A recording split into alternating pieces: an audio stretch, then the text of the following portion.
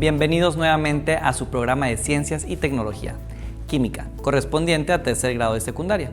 Nos complace mucho poder acompañarte en esta aventura y apoyarte para enfrentar y superar los retos y obstáculos que se presenten durante este trayecto. El día de hoy te dedicarás a conocer más sobre los materiales y las sustancias que componen al mundo, así como de las interacciones entre ellos para crear precisamente nuevos materiales. Esperamos puedas reconocer esta información en las cosas que te rodean en tu día a día, así como los beneficios y riesgos que representa su presencia en tu vida, en tu entorno y en tu comunidad. Abordaremos el tema de los compuestos, sus tipos y cómo están conformados. De igual forma, identificaremos los conocimientos previos, como el papel de los enlaces y las moléculas en la formación de compuestos. Anteriormente hemos visto las definiciones enlaces, iones y moléculas. Sobre los enlaces conocimos los tres diferentes tipos: covalentes, iónicos y metálicos. Los enlaces covalentes se dividen en polares y no polares. De estos, los primeros son aquellos en el que uno de los átomos ejerce una atracción mayor sobre los electrones de enlace del otro. Cuando la diferencia de electronegatividad entre los átomos de enlace está entre 0.5 y 2.0, la desigualdad con que se comparten los electrones no es tan grande como para que se produzca una transferencia completa de electrones. Al compartir desigualmente los electrones, se generan dos polos a través del enlace. Un enlace covalente polar tiene polos positivo y negativo separados. El polo negativo está centrado sobre el átomo más electronegativo del enlace y el polo positivo está centrado sobre el átomo menos electronegativo del enlace. Por su parte, los enlaces no polares ocurren cuando dos átomos del mismo elemento se unen debido a la diferencia cero de electronegatividad. El enlace covalente no polar se presenta entre átomos del mismo elemento o entre átomos con muy poca diferencia de electronegatividad. Un ejemplo es la molécula de hidrógeno, la cual está formada por dos átomos del mismo elemento en diferencia es cero.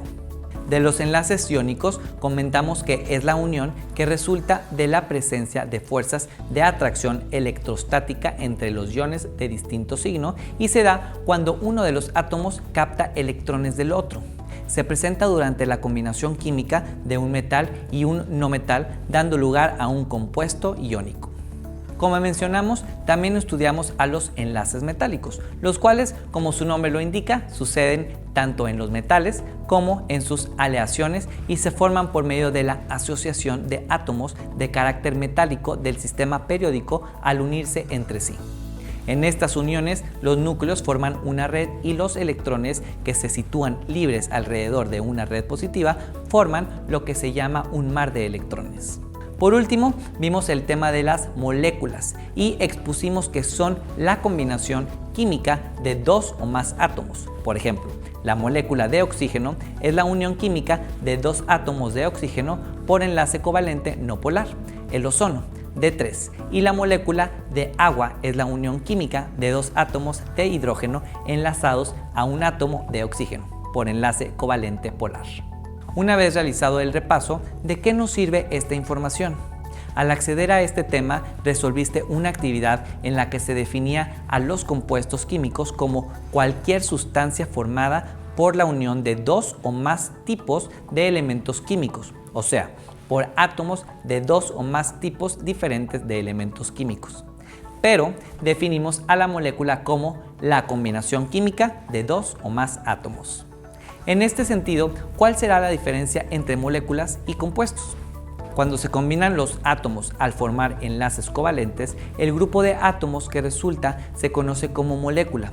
Por lo tanto, podemos decir que una molécula es la unidad más simple de un compuesto covalente. En este sentido, las moléculas, al ser un compuesto, no pueden ser separadas en los elementos que los constituyen mediante métodos físicos como la destilación, la decantación, etc. La única forma de separar un compuesto químico en sus elementos constitutivos es mediante reacciones químicas, tal como vimos anteriormente. El nivel de complejidad de un compuesto químico puede ser muy sencillo o muy complejo. Esto depende de la cantidad de átomos que lo formen y la manera en que se combinen. Existen compuestos formados por unos pocos átomos y compuestos formados por cientos de átomos enlazados y ocupando posiciones muy específicas en el compuesto. Por ejemplo, son compuestos químicos sustancias binarias como el dióxido de carbono, CO2, o el agua, H2O. También lo son otras más complejas como el ácido sulfúrico, H2SO4, o la glucosa, C6H12O6, o incluso macromoléculas inexpresables en una fórmula química simple, como una molécula de ADN humano. A pesar de ser aglomeraciones más o menos complejas de elementos, los compuestos químicos presentan un conjunto estable de propiedades físicas y químicas. Por otro lado, un cambio aparentemente menor en la configuración de sus átomos constitutivos puede producir cambios radicales en dichas propiedades, o bien puede producir sustancias totalmente nuevas a través de una reacción química. Los compuestos químicos pueden clasificarse según dos criterios distintos, que son el tipo de enlace entre sus átomos y la naturaleza de su composición. En el tipo de enlace tenemos las siguientes subdivisiones. Moleculares, que, como mencionamos, es la unidad más simple de un compuesto covalente y, como tal, están unidas por este tipo de enlaces. Iónicos, unidos por enlaces electromagnéticos y dotados de carga positiva o negativa. Intermetálicos, unidos por enlaces metálicos que se dan en este tipo de elementos, sus átomos y sus aleaciones.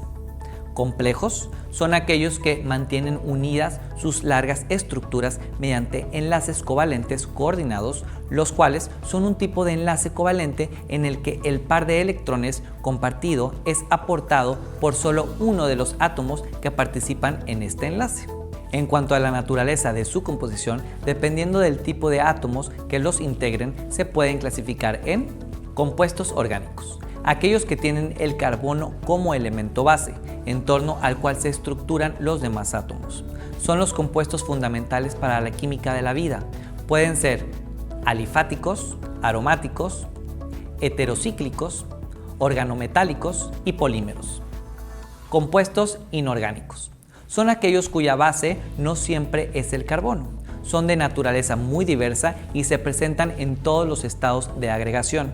Estos se clasifican en óxidos básicos, óxidos ácidos, hidrocarburos, hidroácidos, hidroóxidos, oxácidos y sales. Ha llegado el momento de aplicar lo aprendido. Para ello contesta las siguientes preguntas. ¿Qué es una molécula? ¿Qué es un compuesto? ¿Cuál es la diferencia entre un compuesto y una molécula? ¿Cuáles son los criterios en los cuales se clasifican los compuestos?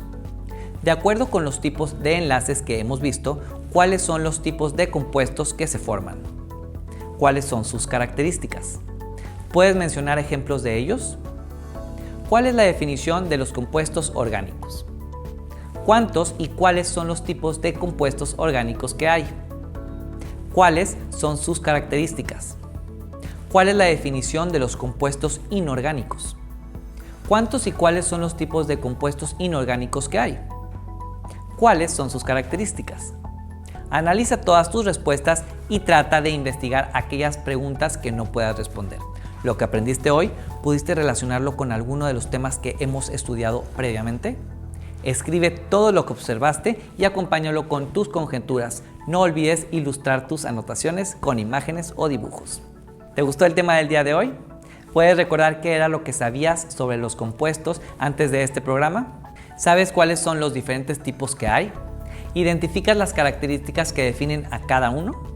Puedes anotar tus reflexiones en tu cuaderno, compara lo que sabías al inicio con lo que sabes ahora y cómo lo aprendiste. Muchas gracias por haber estado el día de hoy con nosotros, por tu esfuerzo y dedicación. Deseamos que lo visto en esta clase te ayude a saber más sobre los compuestos químicos. Nos vemos en la siguiente para continuar aprendiendo. Hasta entonces.